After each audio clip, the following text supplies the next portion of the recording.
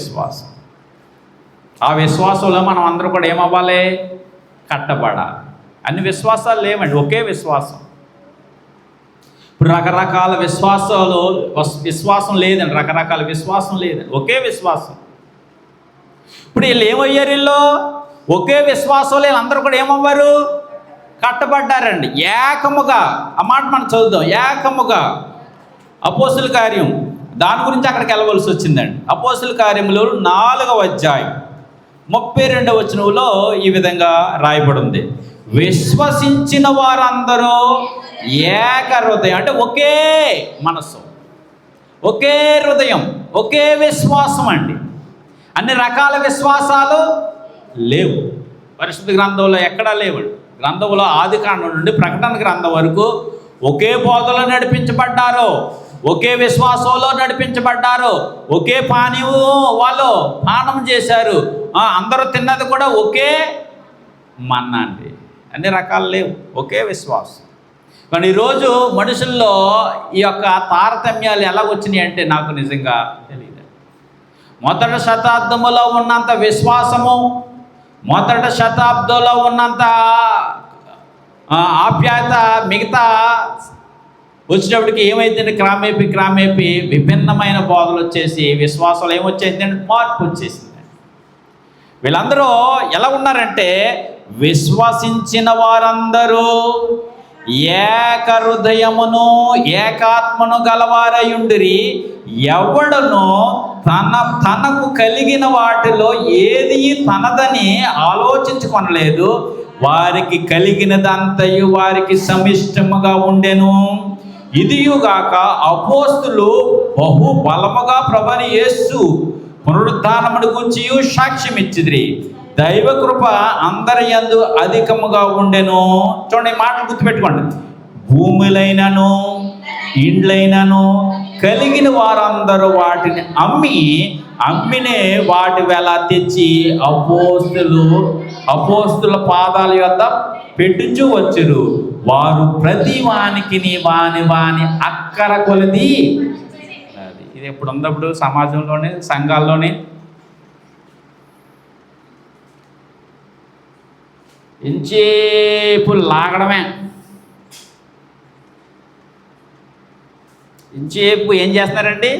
లాగి ఇతను గొప్పోడు కావడమే, ఇతను ఆస్తులు సంపాదించుకో, ఇతను కూడగొట్టుకోవడమే తప్ప అపోస్తులు చేసిన పరిచర్య ఈరోజు ఎక్కడా కూడా ఏమవుతలేదంటే అండి జరుగుతుంది. దేవుని మహాకృపను బట్టి అటువంటి స్థానిక సంఘాలుగా ఉండాలనేది దేవుని యొక్క ఉద్దేశం. వీళ్ళు ఏం చేశారంటే అండి, వీళ్ళ యొక్క వాక్యం విని మారు మనసు పొంది పశ్చాత్తాపడి వారు ఇళ్ళు భూములైనను ఇండ్లైనను కలిగిన వారందరూ వాటిని అమ్మిన వాటి వెల తెచ్చి అపోస్తుల పాదాల యొద్ద పెట్టుచూ వచ్చింది. ఎవరి దగ్గర పెట్టారంటేనమ్మా? ఇప్పుడు అపోస్తుల పాదాల దగ్గర పెట్టినవన్నీ కూడా ఎవరికే సొంతం అవుతాయి? అపోస్తులు సొంతం అవుతాయి. కానీ వాళ్ళు ఏం చేయలేదంటే వీటి మీద వాళ్ళకి ఏమి లేదండి, ఆశ లేదు, మక్కువ లేదు.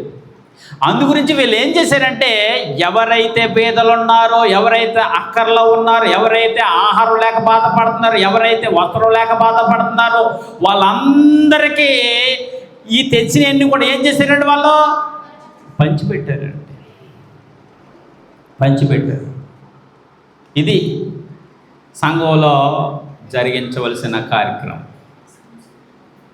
కానీ ఈరోజు సంఘాల్లో ఇటువంటి కార్యక్రమాలు లేవు. ఆలోచన చెయ్యాలండి, అంటే ఏక మనసు ఎప్పుడైతే వీళ్ళలో వచ్చిందో వీళ్ళు తినడానికే, కట్టుకోవడానికే, ఉండడానికే ఉంచుకుని మిగతాదంతా కూడా అమ్మి ఎవరి పాదాల దగ్గర పెట్టారండి? పెట్టినప్పుడు వీళ్ళు అది మాది కాదని ఎవరైతే లేమిలో ఉన్నారో, ఎవరైతే అక్కర కలిగి ఉన్నారో, అక్కర కలిగిన వారందరికీ వీటిని ఏం చేశారంటే వాళ్ళు పంచిపెట్టారు. మొదటి నుండి కూడా పరలోకమందున దేవుడు ఇదే వైఖరిని ఏం చేస్తాడంటే తెలియజేసుకుంటూ వస్తాడు. అక్కర కలిగి వాళ్ళని ఏం చేయమంటున్నాడండి? చూడమంటున్నాడు. అందుకే మీరు ఏం చేయాలి, పంట మీ చేతికి వస్తుంది. పంట మీ చేతికి వచ్చినప్పుడు వారలు ఉన్నాయన్నీ కూడా ఏం చేయమన్నాడు దేవుడు? వదిలేయమన్నాడు. అది ఎవరికండి? అది పేదలకి. ఎవరికండి? పేదలకే ఏమన్నాడా? ద్వితీయోపదేశకాండంలో ఉంటుంది, పేదలకి మీరు విడిచిపెట్టండి అవి. అంటే పేదలు ఎలా బతుకుతారు? పేదలకు ఆహారం ఎలా వస్తుంది? ఇటువంటి కార్యక్రమాలన్నీ కూడా పరలోకమందు దేవుడు మొదటి నుండి కూడా ఏం చేస్తాడండి? జరిగింది. అంటే ఇవన్నీ కూడా రావాలంటే నీకేముండాలి? దేవుని యొక్క మనసు ఉండాలి, అంతే కదా? దేవుడిచ్చే మనసు, పెట్టే మనసు. ఆ మనసు కలిగి ఉంటే నీకు కూడా ఇతరుల పట్ల ఏముంటుంది? ప్రేమ ఉంటుంది, పెట్టే గుణం ఉంటుంది. చేపు వచ్చిందల్లా నువ్వు లాక్కోవడమే తప్ప పేదలు ఎవరైతే ఉన్నారో వాళ్ళకి నువ్వేం చేయలేడు, పంచిపెట్టాలండి. కనుక అంటే ఇదంతా కూడా దేని గురించి అంటే వాళ్ళందరూ కూడా విశ్వసించారండి. విశ్వసించిన వారందరూ ఒకే విశ్వాసం. ఇది కాదు మనం సంపాదించుకోవాల్సింది. ఏదండి సంపాదించుకోవాల్సింది? పరలోకం అండి. వాళ్ళు దేని మీద పునాది వేశారంటే అండి, పరలోకం మీద వేశారండి పునాది. అటువంటి స్థిరత్వం కలిగిన విశ్వాసం మీద మనం ఏం చేయాలి? కట్టబడాలండి. అందుకే ఈ మాటలు మీకు తెలియజేసిన మాట అండి. ఇప్పుడు మనం వాక్యంలోని ప్రతి పోయిన వారం చెప్పుకున్న వాక్యంలో నుండి కొన్ని విషయాలు మనం ఆలోచన చేద్దాం. అపోస్తుల కార్యము 10వ అధ్యాయము. అపోస్తుల కార్యములు 10వ అధ్యాయం. మొన్న 2వ వచనం వరకు మనం ఆలోచన చేసామండి. 2వ వచనం వరకు ఆలోచన చేసాం. ఇటలీ పటాలమడబడిన పటాలములో శతాధిపతి అయిన కొర్నేలియను భక్తిపరుడు. ఎవరంటండి ఈయన? భక్తిపరుడు. ఈరోజు విశ్వాసం ఎవరి మీద కట్టబడాలి, ఎవరి యందు మనం విశ్వాసం ఉంచాలి అనే దాని గురించి మనం మాట్లాడుకుందామండి. ఇప్పుడు ఇతను యూదుడా? కాదు. ఇటలీ అంటే అదొక అన్య ప్రదేశం. యూదులు ఎక్కడ ఉంటారండి? యెరూషలేములో ఉంటారు. యూదులు ఎక్కడ ఉంటారండి? యూదాలో ఉంటారు. కానీ ఇతను ఎవరో? ఇటలీ పటాలములో శతాధిపతి అండి. మరి ఇతనికి ఈ యొక్క భక్తి భావాలు ఎలా వచ్చినాయి అనేది నిజంగా నాకు తెలియదు, కానీ సహవాసం చేయడం బట్టి వచ్చింది అనుకుంటున్నారు. ఎవరితో సహవాసం చేశాడు ఇతను? యూదులతో సహవాసం చేయబట్టి ఇతనికి ఎంతో కొంత ఏం పట్టుకుంది? భక్తి పట్టుకుని నిజ దేవుడు ఎవరో తెలుసుకోవాలనుకున్నాడు. ఎవరండి? కొర్నేలి. రోమా ప్రభుత్వంలోని వాళ్ళు రోమన్ను ఏం చేస్తారంటే వాళ్ళ యొక్క దేవతల్ని, దేవుళ్ళని, విగ్రహాలని వాళ్ళు ఏం చేస్తారంటే ఆరాధన చేస్తారండి. రోమ్ ప్రభుత్వంలో ఉన్నాడు. 100 మందికి శతాధిపతి. 100 మందికి ఇతను ఏం చేస్తారంటే జారీ చేస్తే అంటే రమ్మంటే వస్తారు, పొమ్మంటే పోస్తారు. 100 మందికి శతాధిపతి అయినప్పటికీ నిజ దేవుడు ఎవరో ఇతను ఏం చేసుకున్నాడంటే అండి తెలుసుకున్నాడండి. ఈరోజు కూడా మనం కూడా సత్యవాక్యాన్ని ఆలోచన చేసి, సత్యవాక్యాన్ని మనం ఆలోచన చేసి ఏది సత్యవాక్యం, ఏది నిజమైన దేవుడు, ఏది నిజమైన సంఘం అనేది మనం కూడా ఏం చేయాలండి? ఆలోచన చెయ్యాలి. ఇతరులు ఏముంది? భక్తి ఉందండి. భక్తి ఉంది.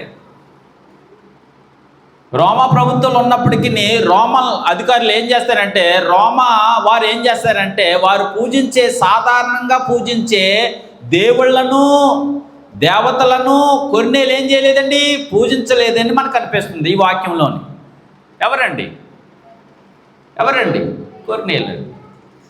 పూజించలేకపోవడం కారణం ఏంటంటే ఇతనిలోని ఏముంది? నిజ దేవుడు ఎవరో తెలుసుకోవాలన్న ఆసక్తి. నిజ దేవుడు ఎవరో తెలుసుకోవాలన్న ఆసక్తి అండి. నిజమేనండి. పరిశుద్ధ గ్రంథంలో దేవుళ్ళు ఎంతమంది ఉన్నారో ఒకడేనండి. బయట లోకంలో చాలామంది దేవతలు అనబడిన వారు, దేవుళ్ళు అనబడి ఉన్నాను, మనకు ఒకడే దేవుడు. అందుకే మొదటి నుండి కూడా పరలోకమందు దేవుడు ఇశ్రాయేలీయులకి ధర్మశాస్త్రాన్ని ఇచ్చినప్పుడు కూడా నేను తప్ప వేరొక దేవుడు మీకు ఉండకూడదు. పైన ఆకాశం అందే కానీ, కింద భూమి అందే కానీ, భూమి కింద నీళ్ళ ఎందే కానీ ఏ రూపాన్నైనాను మీరేం తీసుకోకూడదు.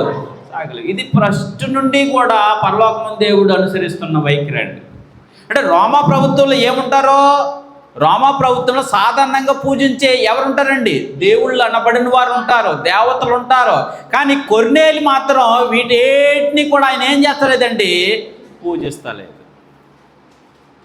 పూజించలేకపోవడం కారణం ఏంటంటే ఏకైక దేవుణ్ణి తెలుసుకోవాలనే ఆసక్తి ఎవరికండి? కొన్ని. అతని భక్తి ఏం చేసిందంటే రెండవ వచనం చదువుతాం. రెండవది అతని భక్తి ఏం చేసిందంటే దేవుణ్ణి వెతకడానికే ప్రయత్నం చేస్తుంది. ఎవరినండి? దేవుణ్ణి వెతికే ప్రయత్నం చేస్తుంది. ఏంటా వెతికంటే అతడు ఏకైక నిజ దేవుని గురించి విని ఎవరండి? కొర్నేలి. అంటే రోమాలో ఎవరున్నారు? దేవతలు అనబడినవి ఉన్నవి, దేవుళ్ళు అనబడిన వాళ్ళు ఉన్నారు, విగ్రహాలన్నీ ఉన్నాయి. కానీ వాటేటిని కూడా కొర్నేలి ఏం చేస్తలేదండి? పూజిస్తలేదు. ఎవరిని కనుక్కోవాలనుకుంటున్నాడో ఒకసారి చూద్దాం. అతడు ఏకైక నిజ దేవుని గురించి విని వెతకసాగాడు. వెతికే వారికి దేవుడు దొరుకుతాడంటారా? మాట్లాడాలండి. వెతికేవాడికి దేవుడు దొరుకుతాడండి. కానీ ఈరోజు మనుషులు ఎవరిని వెతుకుతలేదండి? దేవుడిని వెతుకుతలేదు. శ్రద్ధగా వెతికే వారికి దేవుడు ఏం చేస్తాడండి? దొరుకుతాడండి. యథార్థంగా నడుచుకునే వాళ్ళకి దేవుడు దొరుకుతాడండి. ఆయన ఆజ్ఞల పట్ల, ఆయన పట్ల గౌరవం ఉన్న వాళ్ళకి దేవుడు ఏం చేస్తాడండి? దొరుకుతాడండి. కానీ నీలో శ్రద్ధ ఏది? శ్రద్ధగా వెతికే వారికి దేవుడు ఏం చేస్తాడంటే బయలుపాటు అవుతూ ఉంటాడండి. మరి ఇతరుల్లో ఏముంది? భక్తి ఉంది కనుకనే ఎవరిని పడితే వారిని ఏం చేస్తలేదు? ఇతను పూజిస్తలేదు. ఏ దేవతను బట్టి ఆ దేవతని అనుసరిస్తలేదు. ఏ బొమ్మను పడితే ఆ బొమ్మని సాగిలు పడతలేదండి. ఏటి కారణం ఏంటంటే ఇతరుల ఆసక్తి ఏంటంటే అతడు ఏకైక నిజ దేవుని, ఇది మాత్రం గుర్తుపెట్టుకోవాలి, ఏకైక నిజ దేవుని. అంటే నిజ దేవుడు కానివారు కూడా ఉన్నారా? ఉన్నారు. కానివారు కూడా ఉన్నారా? ఉన్నారు. ఉంటే ఎటువంటి వారాల్లో ఒకసారి ఆ మాట చదువుదాం. కీర్తన గ్రంథం నిజ దేవుడిని కానువారు, నిజ దేవుడి కానువారండి. కీర్తన గ్రంథం 135వ అధ్యాయం. కీర్తన గ్రంథం 135వ అధ్యాయం 14వ వచనం చదువుదాం. కీర్తన గ్రంథం 135వ అధ్యాయము 14వ వచనం అండి. అమ్మా తీసారా? 135వ కీర్తన 14వ వచనం. యెహోవా తన ప్రజలకు న్యాయము తీర్చును, తన సేవకులను బట్టి ఆయన సంతాపము నందును. అన్యజనుల విగ్రహములు బాగా గుర్తుపెట్టుకోవాలండి. ఏంటి ఎలా ఉంటాయండి అవి? బంగారు, వెండి, బంగారు. 15వ వచనం అండి. అదిగో అన్యజనుల విగ్రహములు వెండి బంగారవి, అవి మనుషులు, ఇది గుర్తించాలండి, జీవం కలిగినవి, జీవం లేనివి. కానీ దేవుడెవరో జీవం కలిగిన వాడు. ఆ జీవం కలిగిన దేవుణ్ణి కొర్నేలి ఏం చేస్తున్నాడు?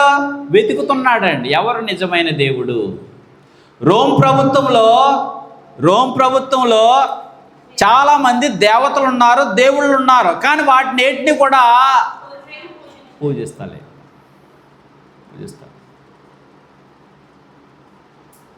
పూజించకుండా ఎవరిని వెతకడం ప్రారంభించాడండి? నిజదేవుణ్ణి. అందుకే అంటున్నాడు చూడండి, అన్యజనులు విగ్రహములు ఎలా ఉన్నాయండి? వెండి బంగారములవి. అవి ఎవరు చేసినాయండి? మనుషులు చేసినవి. చేతులతో చేయబడిన వాటికి జీవం ఉంటుందా? ఆలోచించాలండి మాటని. చేతులతో చేయబడిన వాటికి జీవం ఉంటుందా? జీవాన్ని ఇచ్చేవాడు ఎవరో? దేవుడు. ఇవి కేవలం ఎవరు చేసినవి? ఇవి మనుషులు చేసినవి, చేతి పన్నవి, మనుషులు చేసినవి. అందుకే వాటి గురించి చూడండి ఏమంటున్నాడో, విగ్రహములు మనుషులు చేతి పనులు. 16 వచనం, వాటికి 16 వచనం, వాటికి నోరుండియు. ఎలాగంటండి? అంటే నోరుండియు పలకలేదంటే వాటికి ఏమి లేదని అర్థమవుతుంది. అంతే, ఆలోచించాయి. నోరుండి పలుకుతలేదంటే వాటికి ఏమి లేవు, జీవం లేవు. కళ్ళుండియు చూడవు. తర్వాత చేతులుండియు చెవులుండియు వినవు. వాటి నోళ్లలో ఊపిరి లెస్సమైన లేదు. అంటే ఇప్పుడు వీటికి ఏమి లేదని మనకు అర్థమవుతుంది. అంతేనండి. జీవం ఉన్నాడు ఏం చేస్తుంటాడో? చలిస్తాడు. జీవం ఉన్నాడు ఏం చేస్తాడో? మాట్లాడతాడు. జీవం ఉన్నాడు ఏం చేస్తాడో? చేతులతోటి సహాయం చేస్తాడు. జీవం ఉన్నాడు ఏం చేస్తాడో? కాళ్ళతోటి నడుస్తాడు.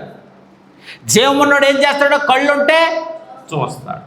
కానీ వీటికి ఇవేమీ లేవు. కళ్ళు ఉంటాయి కానీ ఏమవో చూడవు.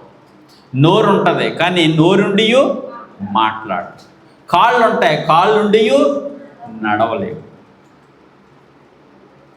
వీటన్నీ ఆలోచించాడండి ఎవరో? కొర్నేలి ఆలోచన చేసి ఇతను ఏం చేస్తున్నాడంటే, కొర్నేలి ఏకైక నిజదేవుణ్ణి ఏం చేస్తున్నాడండి? వెతుకుతున్నాడు. వెతికే వారికి దేవుడు దొరుకుతాడండి. ఇతరుల్లో ఎంత భక్తి ఉందో! ఎటువంటి భక్తి అంటే ఇతరులకి ఏం చేసేదండి? సహాయం చేసేది. ఈ మాట మీరు గుర్తుపెట్టుకోవాలి. సహాయం చేసే గుణం ఎవరికి ఉంటుందంటే, దైవభక్తి గల వారికి ఉంటుందండి సహాయం చేసే గుణం. ఆపదలు ఉన్న వాడిని ఆదుకోవాలనే మనసు ఎవరికి ఉంటుందంటే భక్తిపరులకు మాత్రమే ఉంటుంది. వీటన్ని నిజదేవుడు ఎవరో తెలుసుకోవాలనుకున్నాడో ఎవరండి? కొర్నేలి. ఇప్పుడు ఏం చేస్తున్నాడు ఆయన? వెతుకుతున్నాడండి. ఏం చేస్తున్నాడండి? వెతికిన వారికి దేవుడు ఏం చేస్తాడండి? వెతికే వారికి దేవుడు ఏం చేస్తాడో? సహాయం చేస్తూ ఉంటాడు. వెతికే వారికి దేవుడు ఏం చేస్తాడండి? సహాయం చేస్తుంటాడు. నువ్వు వెతకపోతే సహాయం అందదు. పని అయినా ఏదైనా వెతుక్కుంటేనే దొరుకుతుంది. నిన్ను ఇంటికి వచ్చి తీసుకెళ్ళరు. చాలామంది నేను సెంటర్లో చూస్తూ ఉంటాను. పొద్దుట వెళ్ళిపోయే వాళ్ళు ఏం చేస్తారండి? సెంటర్లోని పని కోసం ఉంటారు, అంతేగాని ఇంటికి వచ్చి వాళ్ళని ఏమి తీసుకెళ్ళరండి. అంటే నీకు పని కావాలంటే ఏం చేయాలి? నువ్వు వెతకాలి, పని గురించి వెతకాలి. అలాగే సత్యవాక్యాన్ని నువ్వు అన్వేషించాలి, నిజదేవుడు ఎవరో తెలుసుకోవాలి అని నీకు తృష్ణ ఉంటే కనుక ఆ ఆశను దేవుడు ఏం చేస్తాడో? తీరుస్తూ ఉంటాడు. ఇప్పుడు కొర్నేలు చేసింది కూడా అదేనండి. ఇతరుల్లో ఏముంది? భక్తి ఉంది. ఇప్పుడు ఏం చేయాలనుకుంటున్నాడు? నిజదేవుణ్ణి వెతకాలనుకుంటేప్పుడు ఇతను ఏం చేస్తున్నాడంటే అండి, 2వ వచనం చదువుదాం. అతడును అతని ఇంటి వారందరితో కూడా దేవుని యందు భయభక్తులు గలవాడై ఉండి ప్రజలకు బహుధర్మము చేయుచు ఎల్లప్పుడూ దేవునికి ప్రార్థన చేయువాడు. ఎలాగంటండి? ఎల్లప్పుడూ ప్రార్థన చేయవాడు.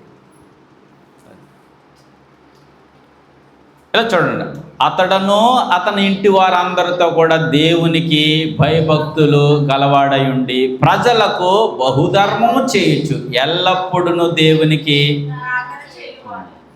ఇక్కడ కొన్ని విషయాలు మనం ఆలోచన చేయాలి.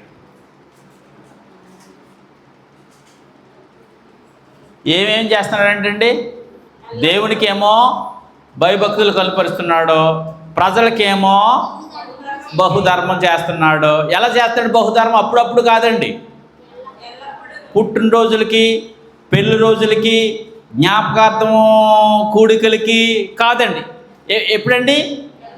ఎల్లప్పుడూ దేవునికి ప్రార్థన ఎల్లప్పుడూ చేస్తాడంటండి. ఏంటి ధర్మం? బహు దిగ ఉండదు కదా, ఎల్లప్పుడూ బహుధర్మం చేయొచ్చు. ఓకే, ఇక్కడ మనం ఆలోచించవలసింది ఏంటంటే పాప విముక్తి పొందాలంటే ధర్మకార్యాలు చేయడం వల్ల జరగదు అనేది మనం కొన్నేళ్ళ నుండి మనం నేర్చుకుంటాం ఈరోజు. మీకు అర్థమవుతుందా? ఏంటి కొన్నేలి ఏం చేస్తున్నాడు? కొన్నేళ్ళు ఏం చేస్తున్నాడు? అదండి పాప విషయంలో పాప విముక్తి అంటే ధర్మకార్యాలు చేయడం వల్ల నీకేం రాదు, కలగదు. లేకపోతే మతం వల్ల కానీ, లేకపోతే నీ యొక్క యథార్థత వల్ల కానీ, మంచి కార్యాలు చేయడం వల్ల కానీ, ప్రార్థన వల్ల కానీ ఏం కలగదంటే కలగదు. ఇప్పుడు మన కొన్నేళ్ళ నుండి మనం అదే నేర్చుకుంటాం. ఇప్పుడు ఎల్లప్పుడూ ఏం చేస్తున్నాడు కొన్నేలి? ధర్మకార్యాలు చేస్తున్నాడు, బహు ధర్మకార్యాలు చేస్తున్నాడు, దేవుని యందు భయభక్తులు కలిగి ఉంటున్నాడు, ఎల్లప్పుడూ ప్రార్థన చేస్తాడు. అంటే వీటన్నిటిని బట్టి నీకేం కలగదు? అంటే చాలామంది పుణ్యం గురించి ఏం చేస్తూ ఉంటారో ధర్మకార్యాలు చేస్తూ ఉంటారు. లేకపోతే పుణ్యం గురించి చెరువుల్లోని నదుల్లోని ఏం చేస్తూ ఉంటారు? ములుగుతూ ఉంటారు, స్నానాలు చేస్తూ ఉంటారు. వీటన్నిటి వల్ల నీకు ఏం కలగదంటే పాప విముక్తి, రక్షణ కలగదు అని మన కొన్నేళ్ళ నుండి మనం ఏం చేస్తున్నామంటే నేర్చుకుంటున్నాం. ఏం చేస్తున్నాడంటే కొన్నేలి అక్కడ చూస్తున్నాం కదా, అతడు తన ఇంటి వారందరితో కూడా దేవుని యందు భయభక్తి గలవాడై ఉండి ప్రజలకు బహుధర్మము చేయొచ్చు. ఎలాగంటండి? బహుధర్మము చేయొచ్చు, ఎల్లప్పుడూ దేవునికి ప్రార్థన చేయువాడు. అంటే నీ ధర్మం చేయడం వల్ల నీకేం కలగదంటే పాప విముక్తి కలగదు. ఒక మతం వల్ల కానీ, లేకపోతే నీ యొక్క యథార్థ అక్కడు చాలా మంచోడండి, ఎవ్వరికి ఏ హాని చేయడండి. గుడ్ సర్టిఫికేట్ నువ్వు ఇవ్వచ్చు. నీ యథార్థతగా నువ్వు ప్రజలందరికీ నువ్వు కనబడచ్చు. కనబడినప్పటికీ నీకేం కలగదంటే పాప విముక్తి కలగదు. నీ పాప విముక్తి కలగాలంటే ఏకైక మార్గాన్ని దేవుడు ఏం చేశాడంటే ఏర్పాటు చేశాడు. ఏటి ఏకైక మార్గం అంటే ప్రభువైన యేసుక్రీస్తునందు నువ్వేం చేయాలంటే విశ్వాసం ఉంచాలి. అంటే ఇప్పుడు మీకు అర్థమవుతుందా? అంటే ఇప్పుడు కొర్నేలి చాలా అద్భుతమైన పనులు చేశాడు. అద్భుతమైన పనులు అంటే ఒకటి ధర్మకార్యాలు చేస్తున్నాడు, బహుధర్మాలు చేస్తున్నాడు, దేవుని పట్ల భయము భక్తి కలిగి ఉన్నాడు, యథార్థత ఉంది, ఇంట్లో వాళ్ళందరినీ కూడా యథార్థమైన మార్గంలో నడిపిస్తున్నాడు, ఎల్లప్పుడూ కూడా ఏం చేస్తున్నాడు? ప్రార్థన చేస్తున్నాడు, ఎటువంటి లోపం లేకుండా బ్రతుకుతున్నాడు. కానీ అందరూ అతనికి ఏమంటాడు? చాలా మంచోడండి, చాలా మంచోడండి, చాలా మంచోడండి. నువ్వు సర్టిఫికేట్ ఇవ్వచ్చు. ఈ సర్టిఫికేట్లో ప్రజలు ఇచ్చే కానీ అతనికి ఏమీ లేదు, విముక్తి లేదు. పాప విముక్తి లేకుండా నువ్వు ఎన్ని ధర్మకార్యాలు చేసినప్పటికీ అవి నిర్జీవ క్రియలతో సమానం. నిర్జీవ క్రియలు అంటే జీవం లేని క్రియలు. నిర్జీవ క్రియలు అయ్యి నేను చాలా భక్తిగా ఉంటున్నానండి, నేను చాలా యథార్థంగా ఉంటున్నానండి, చాలా మారిపోయినండి అని నువ్వు అనుకోవచ్చు. కానీ నువ్వు ఇన్ని చేసినా నీకేమి లేదు, కొర్నేలులాగా నీదు అంతే పరిస్థితి. పాప విముక్తి పొందాలంటే నువ్వు ఎవరి మీద నువ్వు విశ్వాసం ఉంచాలంటే యేసుక్రీస్తు మీద విశ్వాసం. అదే చెప్తున్నాడు తర్వాత స్లైడ్రా ఎట్టేడు. ప్రభుని యేసుక్రీస్తు మీద విశ్వాస మూలంగానే కలుగుతుంది. ఏంటిది? పాప విముక్తి. దీని గురించి మనం ఈరోజు మాట్లాడుకుంటాం. ఇప్పుడు ధర్మకార్యాలు చేస్తున్నాడు ఎవరో, కొర్నేలి, కానీ అతనికి ఏమి లేదు, విముక్తి లేదు. ప్రతిరోజు పుట్టినరోజులకి చాలామంది ఏం చేస్తుంటారు, 100 మందికి చీరలు, 100 మందికి దుప్పట్లు, 100 మందికి భోజనాలు, కేకులు, ప్రతిరోజు తన యొక్క పుట్టినరోజుని పురస్కరించుకుని ఇటువంటి ధర్మకార్యాలన్నీ కూడా ప్రజల ముందు వీళ్ళు ఏం చేస్తూ ఉంటారంటే చేస్తూ ఉంటారంట. ఎన్ని కార్యక్రమాలు జరిగించినప్పటికీ మనిషికి ఏమి లేదండి, పాప విముక్తి లేదు. పాప విముక్తి కలగాలంటే ప్రభు అయిన యేసుక్రీస్తు మీద నువ్వేం చేయాలంటే విశ్వాసం ఉంచితేనే కానీ నీకేం కలగదు, పాప విముక్తి కలగదు. అంటే నీ విశ్వాసం సరైనదో లేదో నువ్వు ఆలోచన చెయ్యాలి. నాకు తెలిసిన 2 ఉన్నారో వాళ్ళ గురించి నేను ఈరోజు మాట్లాడతాను. 2 కూడా మంచి చదువులు చదువుకున్నారు. 2 కూడా మంచి చదువులు చదువుకున్నారు. ఒకళ్ళేమో MCA, ఒకళ్ళేమో బీటెక్ ఇంజనీర్. 2 కూడా ఇంజనీర్, మంచి చదువులు చదివారు కానీ వాళ్ళకి ఏమి లేదంటే ఉద్యోగ అవకాశాలు లేవు. చదువు అయిపోయింది, 1 సంవత్సరం చూశారు, 2 సంవత్సరం చూశారు, 3 సంవత్సరాలు చూశారు, 4 సంవత్సరాలు చూశారు. పోనీ ఎదురు చూస్తున్నారు దేని గురించి, ఉద్యోగం గురించి ఎదురు చూస్తున్నారు. కానీ వీళ్ళకి ఏమి రావట్లేదంటే ఉద్యోగం రావట్లేదు. బాగా వినాలండి. ఎవరో ఒక ఆమె చెప్పింది, మీరు దేవుణ్ణి నమ్ముకోండి, దేవుణ్ణి నమ్ముకుంటే దేవుడు మీకేం చేస్తారండి, మీ బిడ్డలకి ఉద్యోగం ఇస్తారని ఎవరు అన్నారు. ఆమె మాట నమ్మకం ఉంచి వీరు ఏం చేశారంటే గుడికి వెళ్ళారు. గుడికి వెళ్ళినప్పుడు 1 సంవత్సరం లోపే వాళ్ళిద్దరి బిడ్డలకి కూడా ఏమొచ్చిందంటే ఉద్యోగం వచ్చింది. ఇప్పుడు వారి యొక్క విశ్వాసం ఎవరి మీద, మీరు అదే ఆలోచించాలి. అది అంటే ఇప్పుడు గుడికి ఎందుకు వెళ్ళారు వాళ్ళు, మాకు ఇద్దరికీ కూడా 4 సంవత్సరాలైనా సరే మేము ప్రయత్నం చేశాం కానీ మాకు ఏ రోజు కూడా ఇన్ని సంవత్సరాల్లో మాకేం రాలేదు, జాబ్ రాలేదు. గుడికి వెళ్ళాము, మాకేం వచ్చిందండి, జాబ్ వచ్చిందండి. వాళ్ళ యొక్క విశ్వాసం దేని మీద ఉన్నది, ఇప్పుడు దేవుడి మీద. ఏ విశ్వాసం తెల్లారు వాళ్ళు, అంటే వాళ్ళ విశ్వాసం దేని మీద అండి, అంటే మేము గుడికి వెళ్ళాము, మా బిడ్డలకి ఏం వచ్చింది, ఉద్యోగం వచ్చింది. ఈ కారణం చేత వాళ్ళు విశ్వసించి దేవుని దగ్గరికి వచ్చారు. కానీ అది మీకు అర్థమైందా, పాయింట్ అర్థం కాలేదా? అంటే వాళ్ళ యొక్క విశ్వాసం దేని మీద, దేవుడు గుడికి వెళ్ళాం కాబట్టి దేవుడు మాకేమి ఇచ్చాడు, ఆ విశ్వాసం మంచిదేనా చెప్పాలండి. ఆ విశ్వాసం మంచిదేనా, ఆ విశ్వాసము బైబిల్కి సంబంధించిందేనా, ఆ విశ్వాసం దేవుడికి సంబంధించిందేనా కాదు. ఇలా చాలామంది ఎక్కడికి వెళ్తున్నారు, అదే పిల్ల అవుతలేదు, మా దేవుణ్ణి నమ్ముకోండి, మీ పిల్లకి ఏమవుతుంది, పెళ్ళి అవుతుంది. అంటే ఇప్పుడు పెళ్ళి అవ్వాలని ఎక్కడికి వెళ్తున్నారు, కానీ అది సరైన విశ్వాసమేనా అమ్మా, సరైన విశ్వాసమేనా కాదండి. ఇలాగా చాలామంది క్రైస్తవులుగా చాలామంది ఏమవుతున్నారో కొనసాగబడుతున్నారు. అర్థమవుతుందా? నువ్వు విశ్వసించాలంటే ఏ విధంగా విశ్వాసం ఉండాలంటే గ్రంథం చెప్తుంది, అపోస్తుల కార్యం 16వ అధ్యాయం. ఏ విధమైన విశ్వాసం ఉంటే నువ్వు రక్షించబడతావు. నువ్వు రక్షించబడాలంటే నీకంటూ పరిశుద్ధ గ్రంథంలో రాయబడిన రీతిగా ప్రభువైన యేసుక్రీస్తు నందు మాత్రం విశ్వాసం ఉంటే నువ్వేమవుతావు, రక్షించబడతావు. పిల్లకు పెళ్ళి అవుతలేదుండో, జాబ్ వచ్చిందనో, నువ్వు గుడికి వెళ్ళానో అయితే కనుక ఆ విశ్వాసము చెల్లదు. ఆ విశ్వాసానికి విలువే లేదు, విలువ లేదు.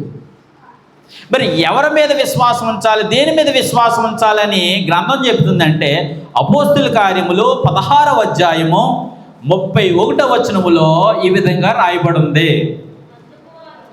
అందుకు వారు, మా గుర్తుపెట్టుకున్న మాటనే, అందుకు వారు ప్రభు అయిన యేసునందు విశ్వాసం ఉంచుము. చాలు. అంటే ఇప్పుడు ఎవరి మీద విశ్వాసం ఉంచాలి? యేసుక్రీస్తు. కానీ వీళ్ళు ఎవరి మీద విశ్వాసం ఉంచారు? జాబ్ మీద, లేకపోతే పిల్లకి పెళ్ళి అవుతలేదని, లేకపోతే మా ఇంట్లో అప్పులు ఉన్నాయని, మా ఇంట్లో బాధలు ఉన్నాయని, నాకు రోగం ఉందని, లేకపోతే మా ఇంట్లో చాలా చాలా సమస్యలు ఉన్నాయని దేని మీద విశ్వాసం ఉంచారు వాళ్ళు? ఆర్థిక ఇబ్బందుల మీద, అనారోగ్యం మీద విశ్వాసం ఉంచారు. కానీ ఎవరి మీద విశ్వాసం ఉంచలేదంటే క్రీస్తు మీద విశ్వాసం. అది చెల్లనదా, చెల్లిందా? చల్లంది. ఈరోజు కూడా మన విశ్వాసం దేని మీద ఉంచాలని గ్రంథం చెప్తుందంటే మరొకసారి ఆ మాట చదువుదాం. 16వ అధ్యాయం అపోస్తుల కార్యం 16వ అధ్యాయం 31వ వచనంలో ఏముందంటే, అందుకు వారు ప్రభువైన యేసునందు విశ్వాసం ఉంచుము. ప్రభువైన యేసుక్రీస్తునందు విశ్వాసం ఉంచడం వల్ల నీకు కలిగే లాభం ఏంటి ఈరోజు మనం ఆలోచన చేద్దాం. అర్థమవుతుందంటే అర్థం కావట్లేదా? మంచిది తల్లి. అంటే యేసుక్రీస్తునందు ఏ విధమైన విశ్వాసం ఉండాలి క్రైస్తవులకి? ఏ విధమైన విశ్వాసం ఉండాలి క్రైస్తవులకి? నా నిమిత్తం ప్రభువైన యేసుక్రీస్తు ఏమైపోయాడంటే కల్వరి శిలువలో చనిపోయాడు. ఎందు నిమిత్తం చనిపోయాడంటే, నేను పాపిగా ఉన్నా, నా పాపాన్ని ఎవరు మోస్తున్నారంటే ప్రభువైన యేసుక్రీస్తు మోస్తాడు. అది విశ్వాసం. అది రక్షించే విశ్వాసం, అది నడిపించే విశ్వాసం, అది దేవునితో సంబంధాన్ని ఏర్పాటు చేసే విశ్వాసం, నిన్ను పరలోకానికి తీసుకెళ్ళే విశ్వాసం. ఈ విశ్వాసం మీద మనం ఏం చేయాలి? పునాది గట్ట. ఇప్పుడు కొర్నేలు విశ్వాసం ఎలా ఉంది? ధర్మకార్యాలు చేస్తున్నాడు, ప్రార్థనలు చేస్తున్నాడు, దేవుని యందు భయభక్తులు కలిగి ఉన్నాడు, బహుధర్మ కార్యాలు చేస్తున్నాడు. వీటన్నిటిని బట్టి అతనికి ఏమి లేదు? రక్షణ లేదు. మరి రక్షణ కలగాలంటే, రక్షణ పొందాలంటే ఏ విశ్వాసం అయి ఉండాలి? అది ప్రభువైన యేసుక్రీస్తుని గురించిన వాస్తవాలను నువ్వేం చేయాలంటే వినాలి. ఇప్పుడు కొర్నేలుకి చెప్పింది అదే అండి. దేవదూత వచ్చి కొర్నేలుతో ఏం మాట్లాడుతుందో ఒకసారి మాటలు చదువుదాం. 10వ అధ్యాయం 4వ వచనం. కొర్నేలి, నీ యొక్క ధర్మకార్యాలు, ప్రార్థనలు ఇవన్నీ కూడా ఎక్కడ చేరినాయి? దేవుని సముఖంలో చేరినాయి. కానీ నువ్వు ఉంచవలసిన విశ్వాసము ఇది కాదు, నువ్వు జరిగించవలసిన విశ్వాసము ఇది కాదు అని దేవదూత చెప్తుందండి. ఎవరికి? కొర్నేలుతో. ఏమని చెప్తుంది చూడండి ఒకసారి. ఆ మాటలు చదువుదాం. 3వ వచనం, 10వ అధ్యాయం 3వ వచనం. పగలు ఇంచుమించు 3 గంటల వేళ దేవదూత అతని యొద్దకు వచ్చి, ఎవరి దగ్గరికి వచ్చిందండి? కొర్నేలు దగ్గరికి వచ్చింది. కొర్నేలు దగ్గరికి వచ్చి ఏమంటాం చూడండి. కొర్నేలు దగ్గరికి వచ్చి, కొర్నేలి అని పిలుచుట దర్శనమందు తేటగా అతనికి కనబడను. అతడు దూత వైపు తేరి చూచి భయపడి, ప్రభువా ఏమని అడిగాను? అందుకు దూత చూడండి ఏమంటుందో, నీ ప్రార్థనలను, నీ ధర్మకార్యములను దేవుని సన్నిధికి జ్ఞాపకార్థముగా చేయనివి. మంచి పనులే చేశావు నువ్వు. ఈ మంచి పనులు బట్టి నువ్వు రక్షించబడ్డానికే అవకాశం లేదు. డైరెక్ట్గా చెప్తుందండి దేవుడు. ఈరోజు చాలామంది మనుషుల యొక్క మన్నలు పొందడానికే సమాజంలో చాలా చాలా మంచి పనులన్నీ కూడా చేస్తూ ఉంటారు. కొర్నేలు చేసింది అదేనండి.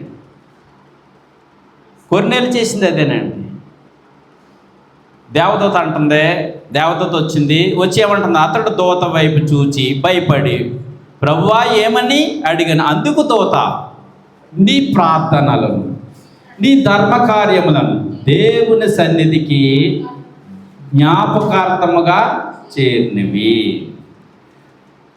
అంటూ ఒక మాట అన్నది. చూడండి, దేవదూత ఒక మాట అంటుంది. ఏమని? 5వ వచనం, ఇప్పుడు నీవు యొప్పేకు మనుషులను పంపి పేతురు అను మారు పేరు గల సీమోనును పిలిపించు. ఇక్కడ మనం ఆలోచన చేయలేడు. ఇప్పుడు రక్షణ కూర్చిన సందేశం ఏదైతే ఉందో దేవుడు దూత ద్వారా భూమి మీదకి పంపించలేడా? మాట్లాడాలండి. మీకు అర్థమవుతుందా? ఇప్పుడు ఇతను కొర్నేలు చేస్తుంది ఏంటి? దేవుని యందు భయభక్తులు కలిగి ఉంటున్నాడు, బహుధర్మాలు చేస్తున్నాడు, ఎల్లప్పుడూ దేవుణ్ణి ప్రార్థన చేస్తున్నాడు. మరి వీటన్నిటిని బట్టి దేవుడు ఏం చేయాలా? దూత ద్వారా సందేహాన్ని పంపించి నువ్వు రక్షించబడ్డావు, నీ పాపాలు క్షమించబడ్డాయి అని దేవదూత ద్వారా దేవుడు ఏం చేయాలి? పంపించవచ్చు. కానీ అలా చేయలేదు. దూత ఏమంటుందంటే, ఇవన్నీ కూడా జ్ఞాపకార్థంగా చేరినవి, అయితే నువ్వు చేయవలసింది ఒకటి ఉంది. ఎవరితోటి? కొర్నేలుతో. ఏం చేయాలంటే, ఇప్పుడు నీవు యొప్పేకి మనుషులను పంపి పేతురు అను మారు పేరు గల సీమోనును పిలిపించు. ఎవరిని పిలిపించుకోవాలంటండి? పేతురు. పేతురు గారు వస్తే ఏం చేస్తాడు? పేతురు గారు వస్తే ఏం చెప్తాడంటే 11వ అధ్యాయం. పేతురు గారు ఎందుకు పిలిపించుకోమన్నారు దేవదూత అంటే, పేతురు గారు వస్తే ఏం చెప్తారంటే, పేతురు గారు 11వ అధ్యాయం 14 వచనం. 11వ అధ్యాయం 14. ఈ మాటలు మీరు గుర్తుపెట్టుకోవాలండి. అదిగో అంటే పేతురు గారు వచ్చి కొర్నేలుకి ఏం చెప్తాడంటే, నీవును, బాగా గుర్తుపెట్టుకోండి, నీవును నీ ఇంటి వారందరూ ఏ మాటల వలన రక్షణ పొందుదురో. ఆగిపోండి ఇక్కడ. అంటే రక్షణకు సంబంధించిన మాటలు ఎవరు చెప్తారు నీకు? పేతురు గారు చెప్తారు. పేతురు గారు ఎందుకు చెప్పాలి? దేవదూత చెప్పలేదా? దేవదూతకి ఆ రైట్స్ దేవుడు ఇవ్వలేదు. అందుకే అపోస్తులు బోధ అనడం దాని గురించే తెలుసు. నష్టపోయేది మీరే. ఇంత స్పష్టంగా, ఎంత క్లియర్గా, ఎంత పద్ధతిలో గ్రంథంలో రాయబడిన మాటలు ఎవడైనా సరే బుద్ధున్నవాడు ఏం చేస్తాడండి? ఆలోచన చేస్తాడు. పేతురు గారు కొర్నేలు ధర్మకార్యాలు చేస్తున్నాడు, ప్రార్థనలు చేస్తున్నాడు, దేవుని యందు భయభక్తులు కలిగి ఉంటున్నాడు. దేవదూత వచ్చి చెప్పింది, నీ ధర్మకార్యాలు ఇవన్నీ కూడా ఏం చేస్తున్నావు? నువ్వు జరిగిస్తున్నావు. ఇవన్నీ కూడా ఎక్కడ చేరినాయి?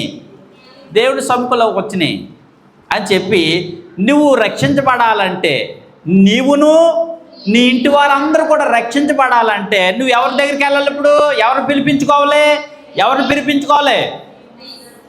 పిలిపించుకోవాలి? పేతురు గారిని తీసుకురా.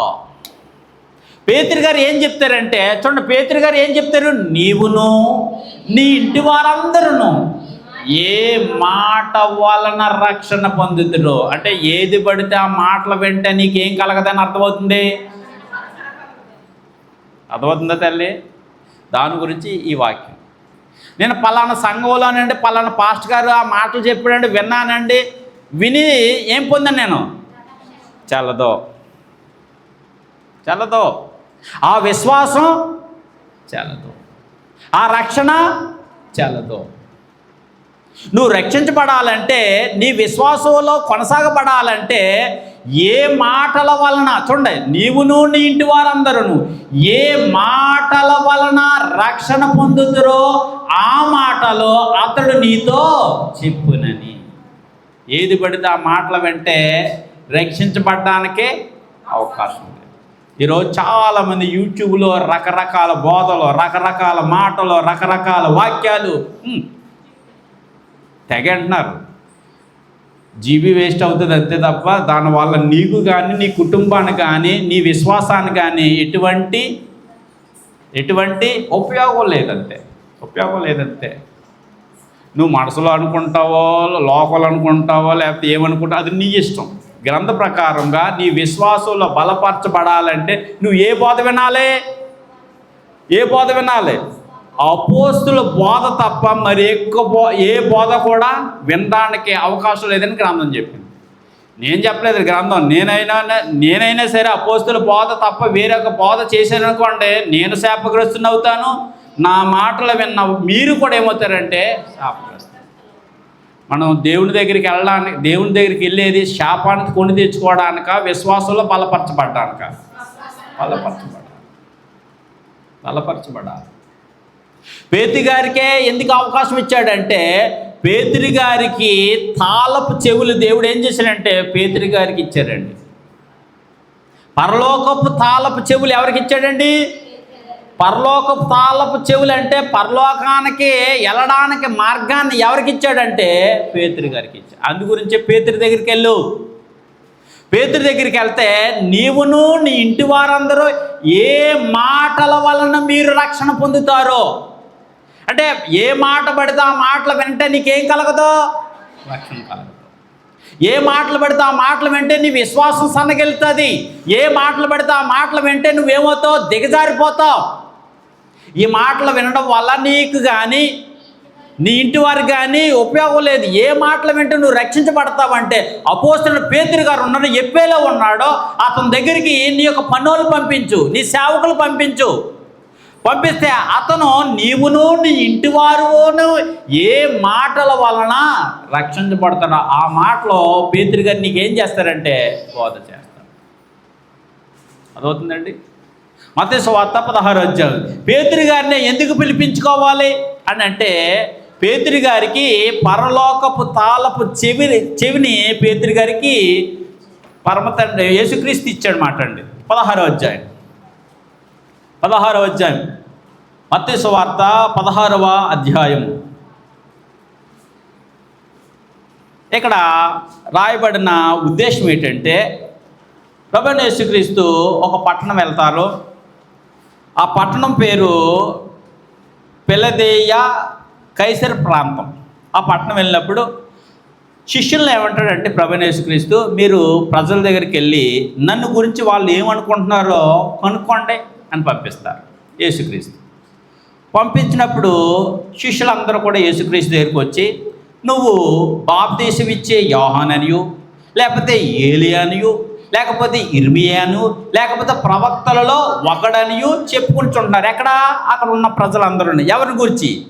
యేసుక్రీస్తు గురించి. సరే, వాళ్ళు అనుకుంటున్నారో తప్పులేదు. నన్ను గురించి మీరేమనుకుంటున్నారు అని అడిగాడు. ఎవరిని?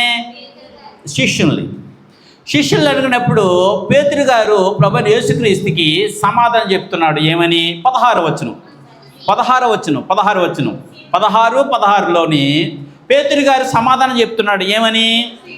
అందుకు సీమోను పేతురు, నీవు సజీవుడగు దేవుని కుమారుడైన క్రీస్తు అని చెప్పాను. అబ్బా, దేవుడని చెప్పాడా? క్రీస్తు అని చెప్పాడా? ఎవరు చెప్తున్న మాటలండి? పేతురు గారు చెప్తున్నారు. ఏమని? అందుకు సీమోను పేతురు, నీవు సజీవుడగు దేవుని కుమారుడైన క్రీస్తు అని. ఇప్పుడు పేతురు గారి విశ్వాసం ఎలా ఉంది? కుమారుడైన క్రీస్తు అని. అంటే వాళ్ళ విశ్వాసాల్లో ఏమి లేదండి, లోపం లేదండి. అంటే యేసుక్రీస్తుని వాళ్ళు ఎలా నమ్మారు? అది తల్లి, మంచిది తల్లి.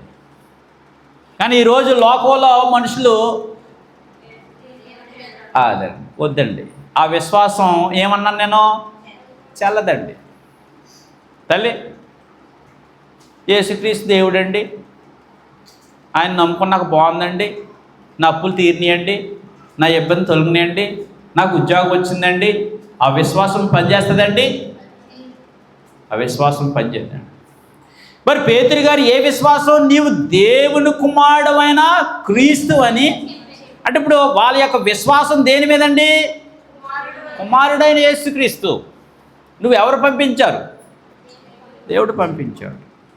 అందుకే లోకం కూడా యేసుక్రీస్తుని ఏమని నమ్మాలని గ్రంథం చెప్తుంది. లోకం కూడా యేసుక్రీస్తుని ఏమని నమ్మాలని చెప్తుంది. విశ్వాసం లోపాలు ఉంటాయండి.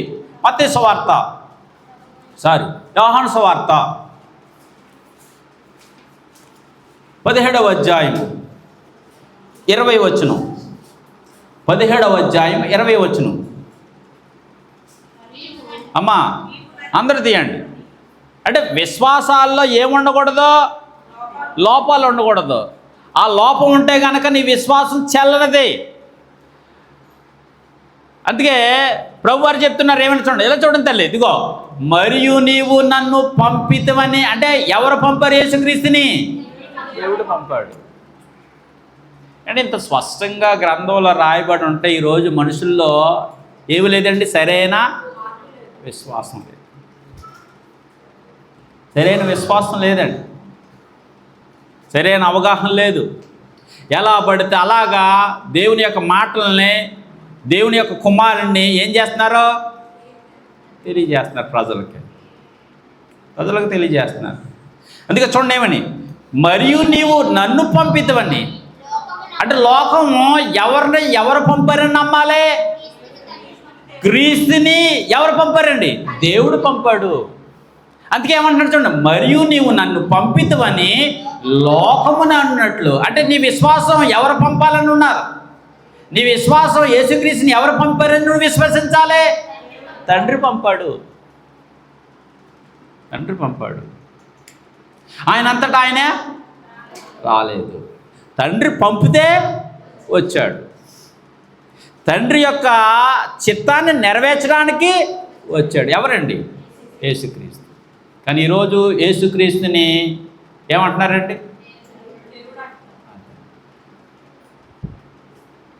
దేవుడు ఒక్కడే. అది మాత్రం మర్చిపోకూడదండి. నేను ఎందుకు ఈ విషయాలు చెప్తున్నాను? దేవుడు ఒక్కడే. కొన్ని యేసుక్రీస్తునే కాసేపు దేవుడు అనుకుందాం. అమ్మా బాబు, యేసుక్రీస్తునే కాసేపు ఏమని అనుకుందాం? దేవుడు అనుకుందాం. దేవుడు అయి ఉంటే ఏమి తెలియాలి? దేవుడు అయి ఉంటే యేసుక్రీస్తు ఏమి తెలియాలి? భవిష్యత్ జ్ఞానం తెలియాలి. కానీ యేసుక్రీస్తుకి భవిష్యత్ జ్ఞానం తెలుసా? తెలియదు. మత్తయి సువార్త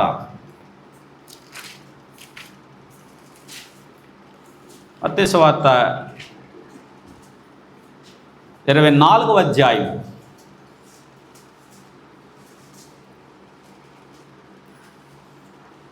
ప్రభువారు శిష్యులు ప్రభువారితో చెప్తారు ఏమని? యేసు 24వ అధ్యాయం, మత్తయి సువార్త 24వ అధ్యాయం. యేసు దేవాలయముల నుండి బయలుదేరి వెళుచుండగా ఆయన శిష్యులు ఆ దేవాలయపు కట్టడములను ఆయనకు చూపించి వచ్చిరి. అందుకు ఆయన, మీరు ఇవన్నీ చూచుతున్నారు కదా, రాతి మీద రాయి ఒకటైనను ఇక్కడ నిలిచి ఉండకుండా పడద్రోయుడని మీతో నేను చెప్పుచున్నానని వారితో. శిష్యులు ఏమన్నారంటే, ఈ దేవాలయం చూసావా ఎంత అద్భుతమైన కట్టడం, ఎంత 40 సంవత్సరాలు ఏ రోజు మహారాజు కట్టించిన దేవాలయం చూసావా, ఈ కట్టడం చూసావని యేసుక్రీస్తుకి శిష్యులు ఏం చేస్తున్నారో చెప్తున్నప్పుడు యేసుక్రీస్తు కట్టడం బట్టి సంతోషపడలేదు. ఈ రాయి మీద రాయి ఒకటి కూడా లేకుండా నేలమట్టం అయిపోతుంది, ఈ దేవాలయం అంతా కూడా ఏమైపోతుంది? నేలమట్టం అయిపోతుంది అని చెప్పినప్పుడు ఇవన్నీ కూడా ఎప్పుడు జరుగుతాయి అని అడిగారండి. ఎవరినే? యేసుక్రీస్తుని. ఇప్పుడు భవిష్యత్తు తెలిసినోడైతే ఏం చేయాలి? యేసుక్రీస్తు పలానా రోజుని, పలానా దినాన్ని, పలానా వారంలో ఈ కార్యక్రమాలన్నీ కూడా జరుగుతాయి అని చెప్పాలి. ఎవరో? యేసుక్రీస్తు. ఏం తెలుసుంటేని? భవిష్యత్తులో. కానీ యేసుక్రీస్తు ఏమన్నాడు చూడండి ఒకసారి. 24వ అధ్యాయము 34వ వచనం అండి. ఇవన్నీ జరుగు వరకు ఈ తరము గతించదని నిశ్చయముగా మీతో చెప్తున్నాను. ఆకాశమును భూమిని గతించును కానీ నా మాటలు మాత్రము కాదు. చూడండి ఆ మాట గుర్తుపెట్టుకోండి. 36వ వచనం. అయితే ఆ దినమును గూర్చియు ఆ గడియు గూర్చియు ఎవరికి తెలుసు అంటండి? అంటే యేసుక్రీస్తు తెలీదా? యేసుక్రీస్తు భవిష్యత్ జ్ఞానం తెలీదా? దేవుడు అంటారేంటి? ఈ చిన్న లాజిక్ కూడా మనుషులు ఏం చేస్తలేదండి? ఆలోచిస్తారు. యేసుక్రీస్తు చెప్పాలి కదా భవిష్యత్ జ్ఞాని అయితేని. ఏమన్నాడండి? ఏమన్నాడండి? ఏమన్నాడండి? తల్లి, తండ్రి మాత్రమే ఎరుగు. గ్రంథం అండి, చదవండి. ఎవడు పడితే మాటలు వినొద్దు అంటున్నాను. చదువు వచ్చినోడికి ఈ యొక్క జ్ఞానం దేవుడు ఏం చేస్తాడో ఇస్తాడు. ఎక్కడ నేర్చుకున్నానో దేవుణ్ణి అడిగాను.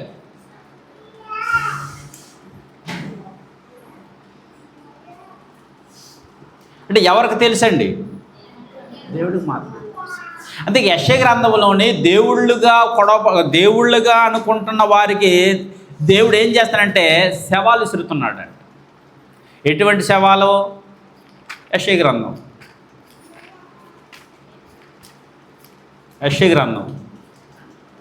48వ అధ్యాయం.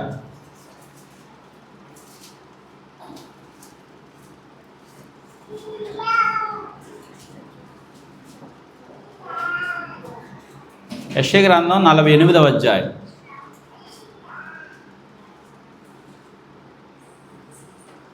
ఇక్కడ విషయం ఏంటంటే ఇశ్రాయేల్ అందరూ కూడా, నేను చెప్పాను కదా ఇందాక మనం మాటలు చదువుకున్నాం కదా, మళ్ళీ విగ్రహాల వైపు ఏం చేస్తున్నారు ఇశ్రాయేలీలు? తిరిగిపోతున్నప్పుడు యెషయా గారి దగ్గర నుండి వాళ్ళకి ఒక సందేశం ఇస్తున్నాడు, ఒక సమాచారం ఇస్తున్నాడు. ఏంటో సమాచారం అంటే, పూర్వకాలంలో జరిగిన సంగతులు మీరు జ్ఞాపకం చేసుకోండి, భవిష్యత్తులో జరగబోయే సంగతులనే జ్ఞాపకం చేసుకోండి. భవిష్యత్తు ఎవరిదే? దేవునిది అని చెబుతూ ఏమంటున్నాడు చూడండి. 45వ వచనం అండి, 45వ అధ్యాయం 12వ వచనంలో ఈ విధంగా తన గురించి చెప్పుకోవాల్సింది పరిస్థితి వచ్చిందండి. మా 45వ అధ్యాయము 12వ వచనం అండి.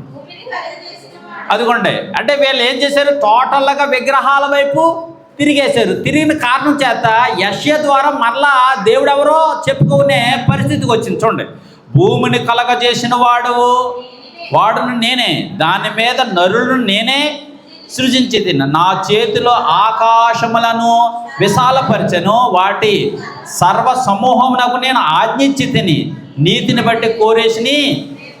ఈ మాటలు చెప్తాడండి. చెప్పి ఏమంటున్నాడో 18వ వచనం అండి.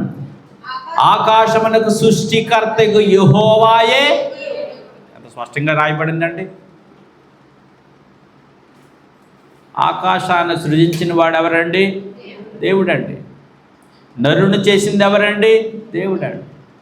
ఆకాశము కింద ఉన్న వాటినన్నీ కూడా సృజించిన వాడు ఎవరంటే ఒకే ఒక్క దేవుడు.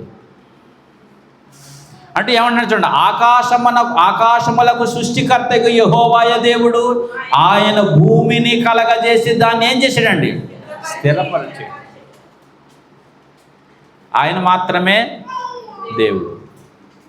ఆ దేవుడు ఏమంటున్నాడో 46వ అధ్యాయం 9వ వచనం. సవాలు విసురుతున్నాడండి. ఎవరండి? దేవుడు. బాగా గుర్తుపెట్టుకున్నమాట. చాలా పూర్వము జరిగిన వాటిని జ్ఞాపకం చేసుకుని దేవుడను నేనే, మరి ఏ దేవుడును అంటే ఇప్పుడు యేసుక్రీస్తు ఎవరో? కుమారుడండి. ఎంతో స్పష్టంగా గ్రంథంలో రాయబడితే మనుషులకి ఈ వాక్యాలు ఏమవుతలేదు.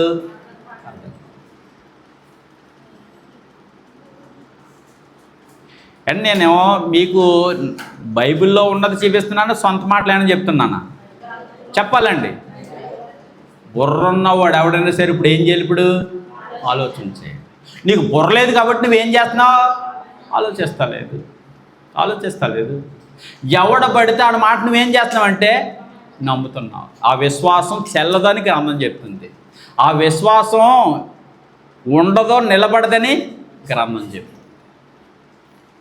నేను కానీ అబద్ధం చెప్తే, నేను కానీ బైబిల్ లేనిది చెప్తే ఒక్కొక్కడు ఒక్కొక్క రాయి వేసి కొట్టండి. మీ రాయికి నేను శిక్ష అర్హుణ్ణి అవుతాను. కానీ గ్రంథంలో చెప్పబడిన రీతిలో ఉన్నాయా మాటలు అంటే నేను కూడా ఏం చేయాలంటే శిరస వహించాలి. లేని మాటలు నేను చెప్పాను, నేను శాపగ్రస్తుని అవుతాను. లేని మాటలు మీరు వింటే కానీ మీరు కూడా ఏమవుతారంటే శాపగ్రస్తులు. నేను అహంభావంతో చెప్పట్లేదండి, వాక్యాన్ని ఎరిగిన వారిగా మీతో ఏం చేస్తానంటే నేను మాట్లాడుతున్నాను. మన విశ్వాసం అంతా కూడా ఎలా ఉండాలి? ఒకే విశ్వాసం, ఒకే విశ్వాసం. రకరకాల విశ్వాసాలు లేవు. ఇప్పుడు దేవుడు అంటే మనందరికీ ఒకే విశ్వాసంలో ఉన్నాం కాబట్టి దేవుళ్ళు ఎంతమంది అండి? చెప్పాలి, దేవుళ్ళు ఎంతమంది అండి? ఒక్కడేనండి. ఆయనే ఆకాశానికి సృష్టికర్త, ఆయనే నరులను చేసిన సృష్టికర్త. దేవుడు ఆ దేవుడు అంటున్నాడు, ఏమంటాడు చూడండి, చాలా పూర్వము జరిగిన వాటిని జ్ఞాపకం చేసుకున్నాడు దేవుడను నేనే. మరి ఏ దేవుడును బాబు, ఏ దేవుడు లేడు అంటే ఇప్పుడు యేసుక్రీస్తు ఎవరు కాదని చెప్తున్నాడు? మరి ఈ విషయాలు ఆలోచించరా? ఏమంటున్నాడు? దేవుడను నేనే, మరి ఏ దేవుడును అంటే ఇప్పుడు యేసుక్రీస్తు ఎవరన్నమాట? కుమారుడు అనండి, కుమారుడు అంతేనండి. ఇప్పుడు మనం ఎవరి మీద విశ్వాసం ఉంచాలి? కుమారుడి మీద విశ్వాసం ఉంచితేనే మనం ఏమవుతాం? రక్షించబడతాం. యేసు దేవుడు అని నువ్వు విశ్వాసం ఉంచితే నీకేమో లేదు, చెప్పాలండి, రక్షణ లేదు. అంటే యేసుక్రీస్తుని ఏ విధంగా విశ్వాసం ఉంటే నువ్వు రక్షించబడతావో నీకు తెలియాలి. యేసు నా దేవుడండి, యేసు నా ప్రాణం పెట్టాడండి, నా గురించి కల్వరి సిలువలో రక్తం కాచాడండి అంటే నీ విశ్వాసం ఏమవుతుందో చాలదు. అర్థమవుతుందా? అంటే యేసు దేవుడు పంపిన కుమారుడు, ఆయన యందు నువ్వేం చేయాలి? ఇప్పుడు రక్షించబడాలంటేనే ఏ విధమైన విశ్వాసం ఉంచాలి? యేసు దేవుని కుమారుడిగా విశ్వసిస్తేనే నువ్వేమవుతావు? రక్షించబడతావు. అపోస్తులు చెప్పింది అదేనండి, అపోస్తులు కూడా విశ్వసించింది కూడా అదేనండి. మత్తయి సువార్త 16వ అధ్యాయము 16వ వచనం ఆ మాటనే చెప్తున్నాడండి. ఏమని విశ్వాసం ఉంచారు అపోస్తులు అంటే? మత్తయి సువార్త 16వ అధ్యాయం 16వ వచనంలో ఏమని రాయబడి ఉంది?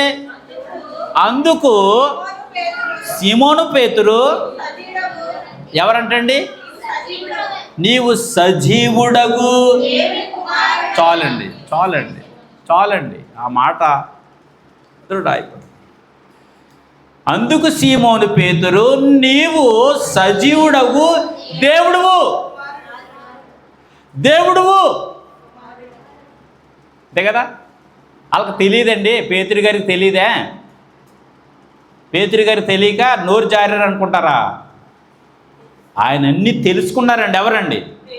పేతురు గారు తెలుసుకున్నారండి. ఒక రాత్రంతా కూడా తెలుసుకుని మేము ఎవరిని కనుగొన్నాం? దేవుని కనుగొని చెప్పలేదండి, మేము మెస్సియాను కనుగొన్నాం అన్నారు. యోహాను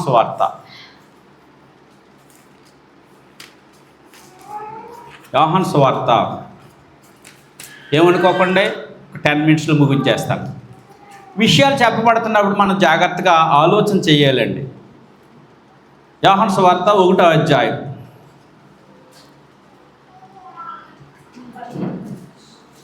వెంబడించమన్నాడు,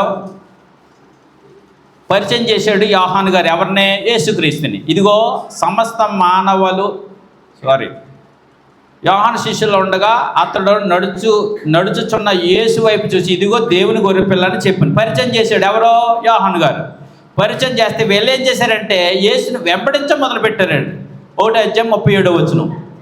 అందుకు అతడు చెప్పిన మాట ఆ ఇద్దరు శిష్యులు విని యేసుని ఏం చేశారండి? వెంబడించారు. వెంబడించి ఎక్కడికి వెళ్తే అక్కడికి వెళ్ళిపోతున్నారండి. ఎవరు కూడానే? యేసుక్రీస్తు కూడా. ఏమని చూడండి, యేసు వెనుకకు తిరిగి వారు నన్ను వెంబడించు చూచా మీరేమి. అది ఇక్కడ మాత్రం చాలా అద్భుతమైన మాట. ఏం వెతకడానికి వెళ్తున్నారు మీరు? ఎందుకు వస్తున్నారో కూడానే. ఈరోజు చాలామంది యేసుక్రీస్తుని ఎందుకు వెంబడిస్తున్నారు అమ్మా? అది ఉద్యోగాల గురించి, స్వస్థతల గురించి, ఆహారం గురించి, లేమి గురించి, ఇబ్బందుల గురించి, సమస్యల గురించి, వీటినే వెతుకుతున్నారండి. ఆ ఉద్దేశంతో కానీ వీళ్ళు కానీ యేసుక్రీస్తుని వెంబడిస్తున్నారేమని, మీరు నన్ను వెంబడిస్తారు దేని గురించి అని అడిగాడు. ఎవరో? యేసుక్రీస్తు. ఎవరిని? శిష్యుని. ఏం వెతుకుతున్నారు నాలోని మీరు అని అడిగినప్పుడు వాళ్ళు చూడండి ఏమంటున్నారు, వారిని అడుగుగా వారు రబ్బీ నీవు ఎక్కడ కాపురం అన్నావని ఆయన అడిగిరి. రబ్బీ అను మాటకు బోధకుడా అని అర్థం. వచ్చి చూడమని ఆయన వారితో చెప్పగా వారు వెళ్ళి ఆయన కాపురం ఉన్న స్థలము చూచి ఆ దినము ఆయన యొద్ద, అంటే ఒక దినమంతా కూడా ఎవరితో బస్ చేశారంటండి? యేసుక్రీస్తు ఒక దినమంతా బస్ చేశారంటే విషయాలు తెలుసుకుంటారా తెలుసుకోరా? ఒక దినమంతా డేవిడ్గా నాతో ఉన్నారనుకోండి, నేను ఏం చేస్తున్నాడో, ఎక్కడికి వెళ్తున్నాడో, ఏటో, నా మాట నా వాటికి అన్నీ కూడా ఆయనకి ఏమవుతుంది తెలుస్తాయి. ఒక దినమంతా కూడా యేసుక్రీస్తు వాళ్ళు ఏం చేశారు? బస్ చేస్తే వాళ్ళకి కనిపెట్టింది ఏంటో చూడండి అసలు. అప్పుడు పగలు రమారమి 4 గంటల వేళాయను యోహాను మాట విని ఆయన వెంబడించిన ఇద్దరిలో ఒకడు సీమోను పేతురు యొక్క సహోదరుని ఆంద్రేయ. అతడు మొదట తన సహోదరుని సీమోను చూసి మేము మెస్సియాను, అది ఎవరిని కనుగొన్నారంటండి? మెస్సి అంటే ఎవరో? అభిషక్తుడు. మెస్సి అంటే ఎవరండి? అభిషక్తుడు. ఎవరు అభిషేకం పొందుకుని వచ్చాడు యేసుక్రీస్తు? మత్తయి యోహాను సువార్త, యోహాను సువార్త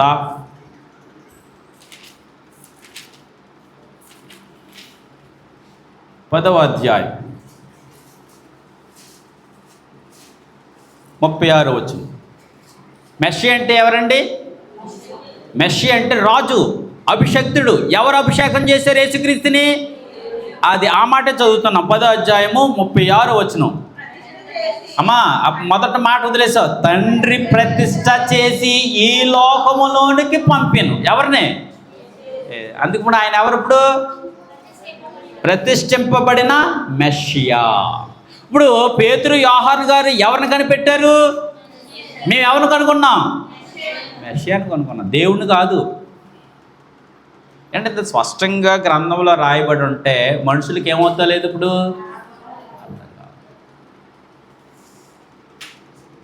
నేను చెప్పబడుతున్న మాటలని మీకన్నా అర్థమవుతున్నాయా? మాట్లాడతలేదేంటి? అంటే ఇప్పుడు ఎవరిని కనుక్కున్నారు? పేతురు యోహాను గారుని. 40 వచనం. యోహాను ఆ మాట విని ఆయనను వెంబడించిన ఇద్దరిలో ఒకడు సీమోనైన పేతురు యొక్క సహోదరుని ఆంద్రేయ. ఇతడు మొదట తన సహోదరుడని సీమోను చూచి మేము మెస్సియాను కనుగొంటిమి. అక్కడ చూడండి, మెస్సియా అనే మాటకు అర్థం కూడా ఇచ్చాడు. 42 వచ్చు. యేసు యొద్దకు అతను తోడుకుని వచ్చెను. మెస్సియా మాటకు అభిషక్తుడని అర్థము. అభిషక్తుడు అంటే దేవుడు చేత యేసుక్రీస్తు ఏం పొందాడు? ప్రతిష్ఠింపబడిన వాడు. దేవుడు యేసుక్రీస్తుని ప్రతిష్ఠ చేసి ఎక్కడ పంపించాడు? భూమి మీదకు పంపించాడు. లోకం యేసుక్రీస్తుని ఏమని నమ్మాలి? లోకం ఏమని నమ్మాలి? ఇందా చెప్పండి, మర్చిపోయారు. కుమారుడన్న. లోకం యేసుక్రీస్తుని ఏమని నమ్మాలండి? కుమారుడని నమ్మాలి. కుమారుడిని నమ్మితేనే నీకు రక్షణ. నీ పాపాలకే క్షమాపణ. నీ పాపాలకి క్షమాపణ, నీకు రక్షణ, నీకు క్రీస్తు సంఘములోనికి ప్రవేశించడానికే మార్గం. అందుకే యేసుక్రీస్తుని ఏమని ఒప్పుకోవాలి అని అంటే, రోమిల్ రాసిన పత్రిక 10వ అధ్యాయం. రోమిల్ రాసిన పత్రిక 10వ అధ్యాయం.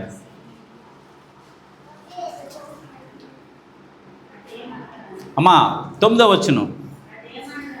అదేమనగా అమ్మా చూడండి, యేసుక్రీస్తుని ఏ విధంగా ఒప్పుకుంటే నువ్వు రక్షించబడతావో గ్రంథం చెప్పింది. ఆ విధమైన ఒప్పుకోలు ఉంటేనే నీకు రక్షణ, నువ్వు రక్షించబడ్డానికి అవకాశం. యేసు దేవుడండి, నా గురించి ప్రాణం పెట్టాడండి, చెల్లదో. చెల్లని రూపాయి నువ్వు ఎంత సేవ చేస్తే ఉపయోగం ఏముంది? 12 సంవత్సరాలు చేస్తున్నాను, 40 సంవత్సరాలు చేస్తున్నాను, చెల్లదో. ఏమని చూడండి, అదేమనగా యేసు ప్రభు అని. అంటే యేసు దేవుడని కాదా తల్లి? మా యేసు దేవుడని కదా? యేసు ప్రభు అని నీ నోటితో ఒప్పుకుని. చూడండి ఈ మాట చూడండి, దేవుడు మృతుల్లో నుండి ఎవరిని లేపాడు? నీ హృదయం అంది ఏం చేసి అది. అంటే రక్షణ పొందాలంటే ఇది. అందుకే రక్షించబడిన వాళ్ళ గురించి ఈ పాఠం నేను సిద్ధం చేశాను. అర్థమవుతుందా? నువ్వు ఎలా రక్షణ పొందావో, ఏ విధమైన విశ్వాసంలో రక్షించబడ్డావో నాకు నిజంగా తెలియదు. ఒకవేళ కానీ నువ్వు రక్షించబడాలనే ఆలోచన నీకు ఉంటే కనుక, ఈ విధమైన ఒప్పుకోలు నువ్వు ఒప్పుకుంటే కనుక నువ్వు నిజంగా ఏమవుతావంటే రక్షించబడతావు. నీ పాపాలు ఏమవుతాయంటే కడగబడతాయి. ఎప్పుడైతే నీ పాపాలు కడగబడినాయో దేవుని యొక్క సముఖంలోనికి, దేవుని యొక్క రాజ్యంలోనికి నువ్వు వస్తావు. ఆయనతో నీకేముంటుందంటే సహవాసం. యేసు ఏమని ఒప్పుకోవాలంటండి? అదేమనగా యేసు ప్రభువని నీ నోటితో ఒప్పుకొని. ప్రభు అంటే రాజు అని అర్థం. ఎవరండి రాజు? యేసుక్రీస్తు రాజు. ఎవరికి రాజు? ఇశ్రాయేలుకి రాజు. ఇశ్రాయేల్ అంటే ఎవరు? భౌతిక సంబంధమైన ఇశ్రాయేలు కాదండి, ఆత్మ సంబంధమైన ఇశ్రాయేల్. గలతీలు రాసిన పత్రిక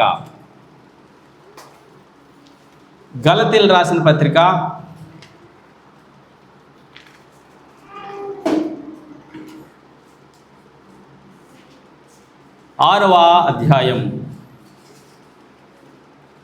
15వ వచనం.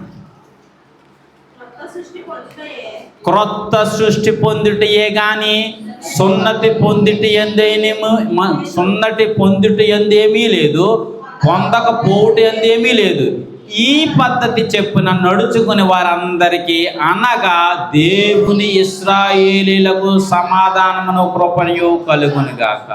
ఎవరు ఇశ్రాయేల్ అంటండి? దేవుని ఇశ్రాయేల్. అంటే యేసుక్రీస్తు ఎవరికి రాజు? ఇశ్రాయేలీలకు రాజు. మన భౌతిక సంబంధమైన ఇశ్రాయేలులా, ఆత్మ సంబంధమైన ఇశ్రాయేలులా?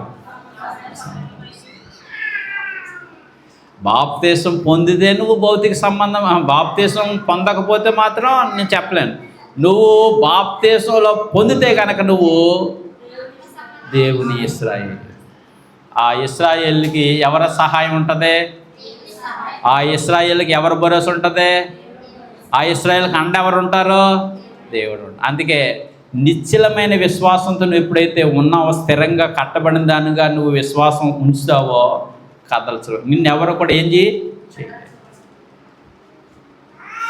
ఆ భరోసా నీకు ఉంటే కనుక నీ విశ్వాసం ఎవరండి? క్రీస్తు. ఆయన మీద మాత్రమే నువ్వేం చేయాలి? విశ్వాసం. నీవును నీ ఇంటి వారును ఏ మాటల వలన నువ్వు రక్షణ పొందుతారో ఆ మాటలు ఇప్పుడు ఎవరు తెలియజేస్తారో? పేతురు గారు చేస్తారు. పేతురు గారు వెళ్ళారు, చెప్పారు. కుటుంబం అంతా కూడా ఏమయ్యారు? రక్షించబడ్డారు. అంటే రక్షణ పొందాలంటే ఏ మాటలు వినాలి ఇప్పుడు? అంతేనండి. ఆ తాళపు చెవి ఎవరికి ఇచ్చాడంటే దేవుడు, యేసుక్రీస్తు ఎవరికి ఇచ్చాడంటే పేతురు గారికి. పరలోకపు ద్వారపు తాళపు చెవిని పేతురు గారికి ఇచ్చాడు. నువ్వు ఇంకా ఎవరైనా రక్షించబడకపోతే, ఇంకా ఎవరైనా క్రీస్తులోనికి రాకపోతే, ఈ మాటలు నువ్వు వింటే కనుక నువ్వు కూడా ఏమవుతావంటే రక్షించబడ్డానికి అవకాశం ఉందా లేదండి? అందుకేమంటున్నాడు, ఇంత గొప్ప రక్షణను నిర్లక్ష్యం చేసిన ఎడల నువ్వు ఎలాగూ తప్పించుకుంటావు. వచ్చే వారం కూడా ఇదే కొనసాగింపు ఉంటుంది. రక్షించబడ్డానికి ఏ మాటలు వినాలండి? అంతేనండి. నీవును నీ ఇంటి వారును, నీవును నీ ఏ మాటల వలన, ఏది పడితే ఆ మాటల వెంటే రక్షించబడ్డానికే దేవుడని ఒక్కడని నమ్మాలి. ఆయన పంపించిన కుమారుని అని మనం ఏం చేయాలండి? విశ్వసించాలి. విశ్వసించడం వల్ల మనకేమవుతుందంటే రక్షణ కలుగుతుంది. అటువంటి విశ్వాసంలో మనం ఏమవ్వాలండి? ఎదగాలి. ఆ విశ్వాసంలో ముందుకి కొనసాగబడాలి. శ్రద్ధతో విన్న మీ అందరికీ వందనాలు తెలియజేస్తూ ఈ మాటలు ముగిస్తున్నాను. ప్రార్థన చేసుకుందాం.